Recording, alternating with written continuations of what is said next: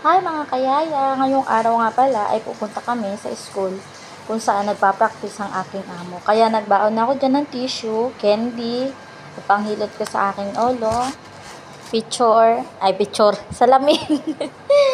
Ayan, may sitseri ako dyan mga kayaya, cream, what's called that? Fresh milk.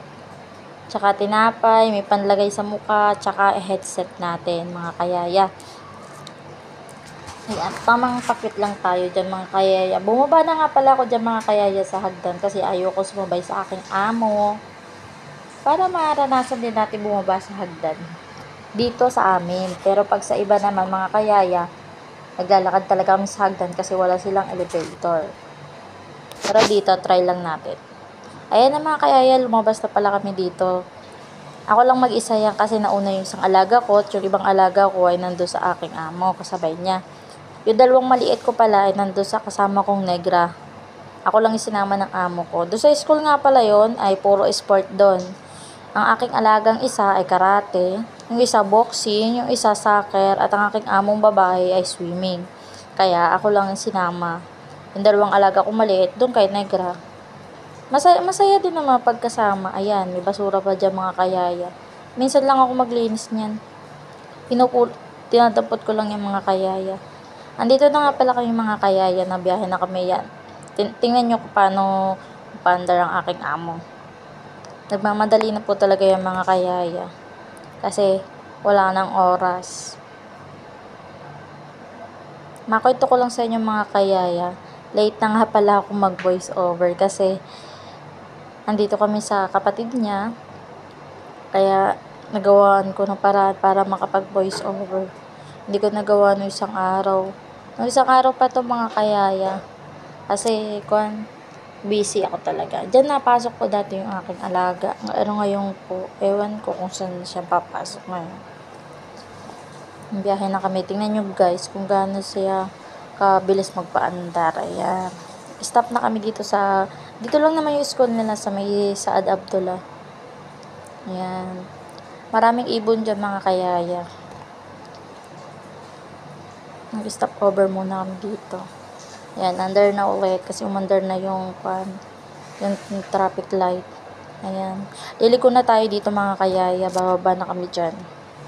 Sa Ajara Government.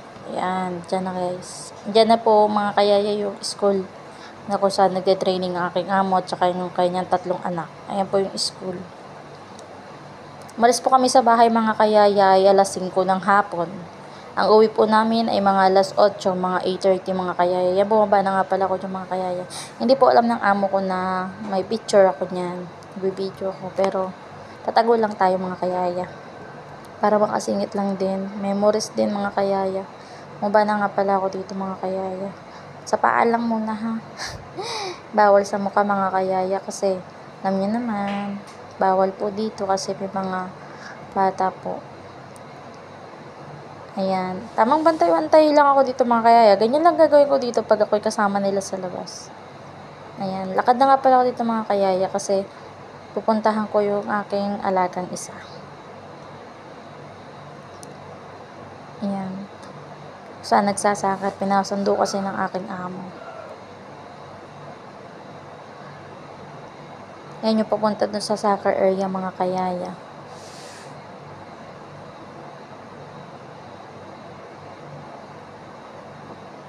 Nga pala mga kayaya yung ayan, bumalik na nga pala ako sa pag-upo mga kayaya kasi yung amo ko ay magsiswimming na. Kaya yan, iwan muna kami. At naisipan ko mga kayaya pumunta ng CR. Ayan, nabano na sa automatic.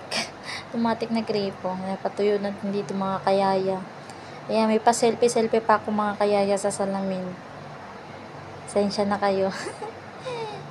Baka kasi malay nyo, ngayon na lang ako isama niyang amo ko. Pero 2 buwan pa bago ako umuwi ng Pilipinas. Ayan nga pala, nakalaro nung aking alaga yung bata na management dito. Kaya ayan, napasama din ako sa loob.